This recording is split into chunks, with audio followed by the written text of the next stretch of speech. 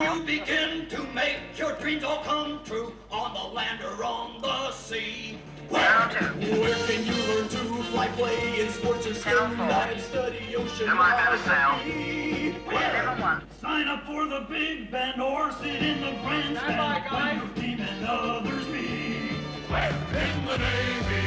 Yes, you can sail the 7 seas. In the Navy. Yes, you can put your mind at ease. In the Navy. Come on now, people, make a stand. In the Navy. Howdy. That's where it sounds on. I thought we don't do that until we get out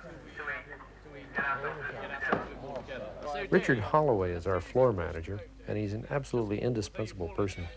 He's our link between all of us in front of the camera and the director up in the control booth. We have 2 television directors for the show, Philip Casson and Peter Harris, and they alternate, one doing one week and one doing the next. And they control what is actually being videotaped and transmitted. They get to see the whole shape of the show, and they do all the things that most television directors do, plus dealing with the unique problems that we have in creating our own illusions. In the Navy, cut. Right, okay. I would like to now see you all starting to march back towards the boat. Yes, fine. So it's a shot over boat.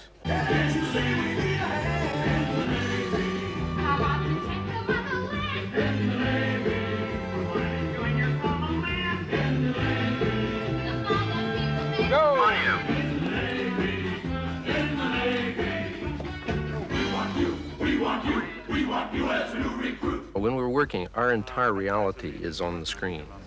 You are performing, and at the same time, you're seeing your performance exactly like the audience does. Until we had television puppetry, it wasn't possible. You'll notice when we're working out on the floor, we have monitors all around the place. Because everybody has to see a monitor. Stop, please. I'm sorry, Stevie went too high. Back to take 2. So underneath everything, hands the lot. The whole problem relates to the fact that the puppet is only from the waist up, and that there's a large puppeteer, right below. So what we've got to shoot with, we can only shoot from the top of our heads up to the hand. I mean, this is a span of about 18 inches. We want you as a new recruit. We want you. Okay, I like that. Play that back, please, John. The show used to be a bit simpler. We're getting more elaborate these days, which is more fun. And some of the production numbers that we're doing now take a long time. We spent all day on the Viking number, and we really don't have time to spend all day on the Viking number. It's a good number, and it'll be a lot of fun. But when you're spending about 3 days to do a show, you really don't have 1 day to spend on just a 2.5-minute piece. We got you as a new recruit. Wait. Push it. Go, start. We got you as a new recruit. We got you as a new recruit. We got you as a new recruit.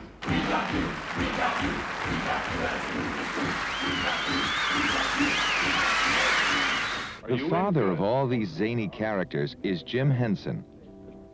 All right, so then, you got the Simon sound ready? Go back to the beginning and tell me again. Ernie, along with all the other Muppets, was born in Henson's fertile imagination. Oh, okay, you're feeding your cow, and then what happened? Yeah, well, then I came along and... At his New York workshop, Henson and co-puppeteers use a mirror to help rehearse a sketch for the TV series Sesame Street. It's a wonderful story, sir. I'm glid to hear it. Thank you for coming by. Thank you for listening. It's really helped telling it again. The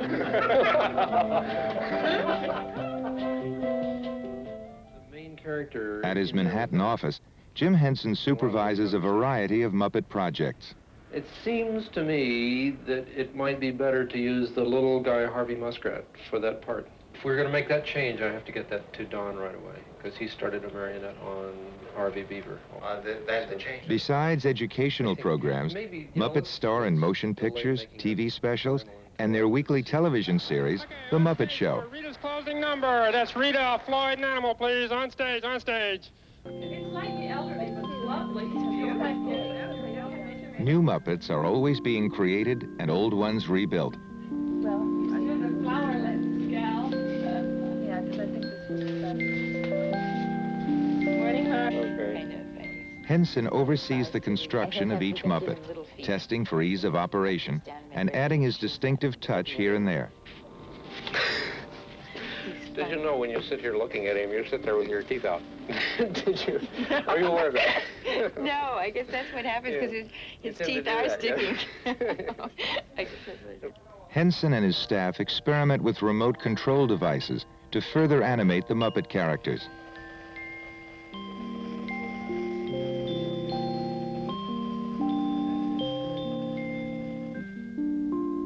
For Henson, Muppet making means combining free thinking and creative discipline.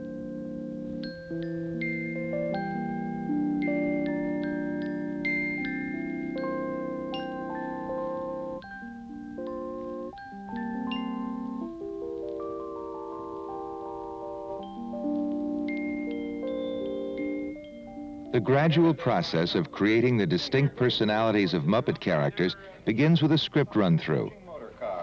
Two beer cans fly down and land at Kermit's feet. Huh. Unfortunately, you'll be seeing more of them. That was a bunch known as the Riverbend Gang. Like Ma and Emmett and Frogtown Hollow and Waterville, they're all part of Emmett Otter's Jug Band Christmas.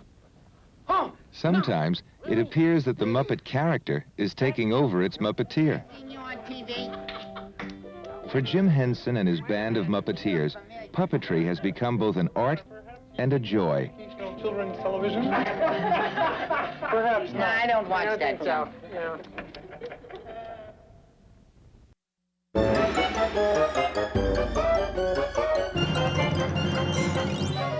Kermit pedaled his way on the silver screen in the Muppet movie. How was this done? A combination of the incredibly simple and the incredibly complicated. Kermit's feet were attached to the pedals, and the bicycle was maneuvered from above with wires like a marionette. The extraordinary thing in the Muppet movie was everybody talked about Kermit on the bicycle. Jim on the Great Muppet Caper had 20 puppets riding bikes, in circles, handstands. I mean, it was incredible.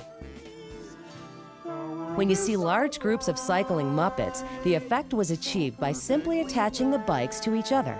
The whole rig was then towed by a large tricycle, which you can see in the distance. When Muppets ride bikes, the wide shots featuring the radio-controlled characters are always intercut with close-ups of the actual hand puppet.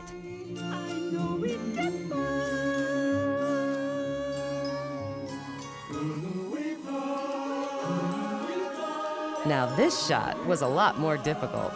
It was a very complicated marionette scene where we performed the characters from platforms that were on a crane, and the crane was driving down the street, and we were up on platforms marionetting the bicycles. It's a more complicated scene than it looks to have actually achieved.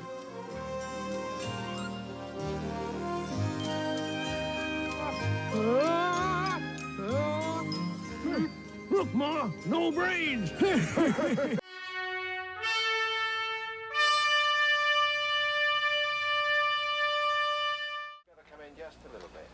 This was just about the last day of shooting for an adventure film that will open soon at a theater near you, as they say. It has a lot of stars, almost none of them people. This is the second feature movie of The Muppets, that rowdy band of players that has now completed a final year of television programs and is about to go big time, directed into our world by their inventor, Jim Henson. In the television show, we bring a guest into the Muppet world, and for the features, we're taking the characters out into the real world. And that's a lot of fun. And action!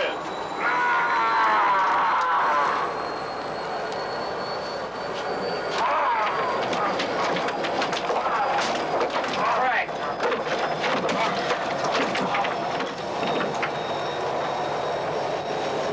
He's on the blue. Yes, it's right in the picture. Left side, mate.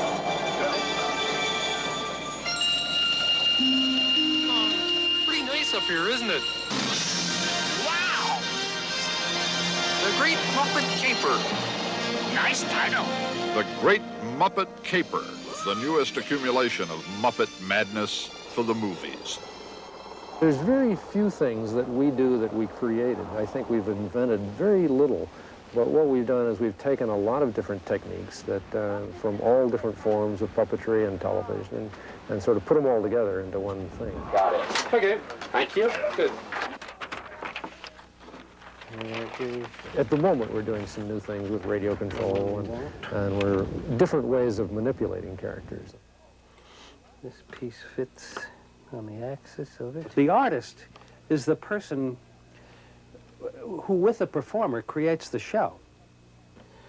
And we would, in that case... What I do is help them all as much as I can by making it possible for them to do things which, without these devices, they otherwise might not be able to achieve.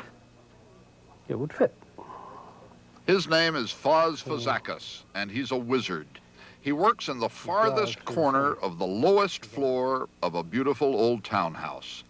Drive through the center. Down here, he mumbles and creates and invents marvelous devices that delight. He thinks of us smiling and chuckling, and he smiles and chuckles while he works in this Muppet factory. We do quite a lot of remotely controlled puppets and devices, props, special effects stuff. This is basically a special effects syndrome here. And so what we put together is stuff that you just don't make. You have to think it up and then design it and put it together. It's design work. Once there were Jane Henson was present at the creation. She and Jim started the Muppets before they were married. That was more than 20 years ago. Do you ever yearn for the days when things were so simple, just you and Jim and a few hand puppets? I do, yes. It was small, and I know Jim had a lot of ideas then. He just always had continuous ideas that he wanted to do, and he's been fortunate that the doors have opened so that he has the opportunity to do these larger, challenging projects. But some of it gets a bit large and vast for me. Somebody's checking in! Somebody's checking in! Happiness Hotel is the large and vast number from the new film. It could be a description of this place. Order dinner, there's no kitchen anymore. But if the road been kind of bumpy and you need to rest a spell, well, welcome home to Happiness Hotel. I notice this is not exactly a dour, somber place to work. No, I don't think it could be. The whole concept of behind a puppet show is kind of joyous. Just, that's the nature of puppets. I think this is one of the reasons people think of it somewhat as a children's medium, because it's innocent. And I don't mean the Muppets are innocent, but... Some are more innocent than Some others. are more innocent than others, yeah. They are superstars, gliding innocently through the culture on the smooth machines of Foz Fazakas, singing along with Jim Henson and Frank Oz, the Piggy perpetrator. Frank Oz's creation, Miss Piggy, has us all acting as silly as Tom Sawyer's showing off for Becky Thatcher. The remarkable thing about Miss Piggy is that no matter how many clothes she has, whenever she's invited to do something, we go through her closets and there's nothing. She has nothing to wear. Miss Piggy's Gowns by Callista Hendrickson. That's a very common feeling among women, you know. Whatever, no matter how many clothes you have, you never have anything that's really suitable for the occasion, and you've got to get something new. It occurs to me that none of the other great designers of the world have clients as demanding as yours. Just designing for Miss Piggy alone must be a challenge. Well, she does have certain personality traits which make it sometimes difficult, but on the whole, it's a delight to design for such a star. Now they're big-time movie stars. The television Muppet Show is going into reruns. The Muppets are part of us now. They are alive for us. They have a kind of life, and it's interesting because with the Muppet Show coming to an end, I'm very concerned because you spend 5 years building this relationship between them all, and Kermit and Piggy and Gonzo and Fozzie, and, you know, and then when the show stops, you know, that life can't end. You know, it's got to keep going, and it will in various and sundry forms.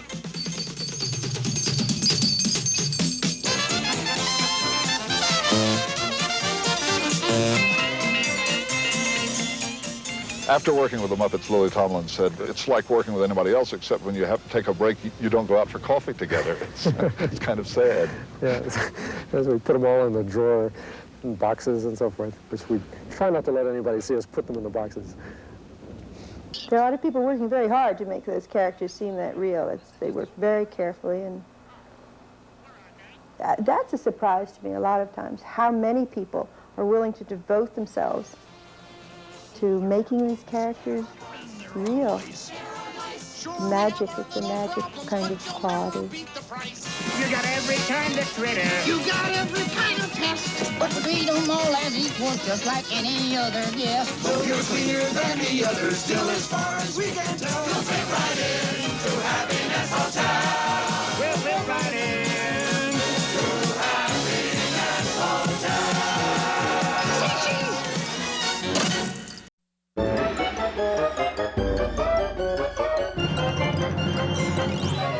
In the Muppet movie, Kermit needed to sing an entire song while seated on a log in the middle of a much larger body of water. So where do you hide Jim Henson? They constructed a capsule out of a jet engine casing for Jim to perform in, and produced a watertight glove coming up through the log, so Kermit's singing that way while Jim is in the capsule. For the second Muppet movie, director Jim Henson planned a complex underwater ballet for Miss Piggy that would turn Esther Williams greener than Kermit. In order to be underwater and not float up the surface, I had a couple of bricks with ropes around them, and just before the take started, I breathed in the air. The underwater assistant took the tube away. I put my feet under the bricks, and so it'd hold me down, and then I would shoot the scene, and then I'd hear cut, and then the assistant would come for the air, and I'd breathe again.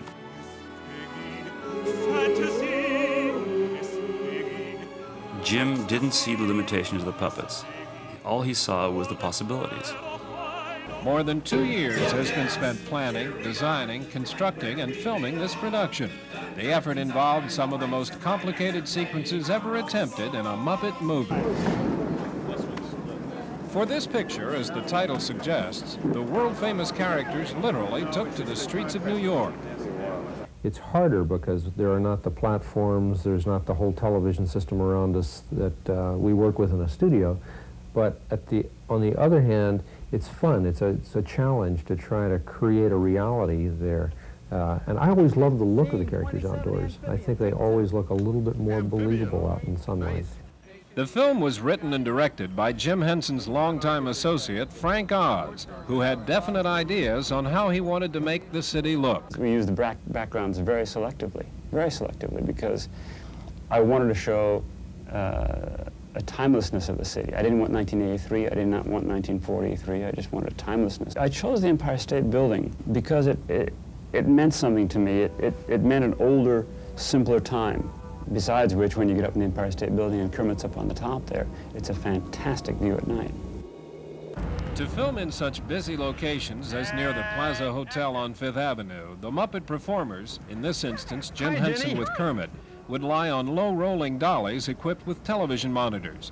For extreme wide shots, an intricate remote control system was utilized, with Henson operating Kermit from nearly a block away. As in all Muppet productions, music plays a major role. The man responsible for that music is composer Jeff Moss, who has written many songs for the Muppet characters. Writing music for the Muppets is fun more than it is anything else because you can do almost anything. You can't write Tosca and expect them to sing it, but what's nice about it is you can write anything else, even though the Muppets are not what you call singers. What they're able to do is capture the feeling of any song that you write.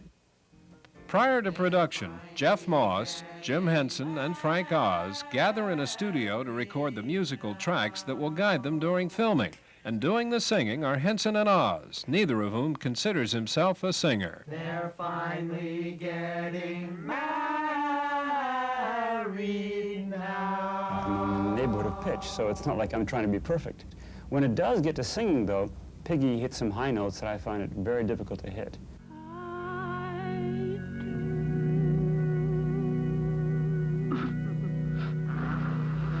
Kermit's voice is, it's very much my own voice, and I just tighten, I don't know, I think I tighten throat muscles. And Kermit sort of sounds like that, you know, but it's close to my own voice.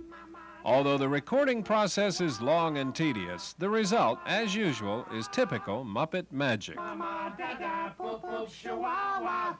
Mama, dada, poop, poop, chihuahua.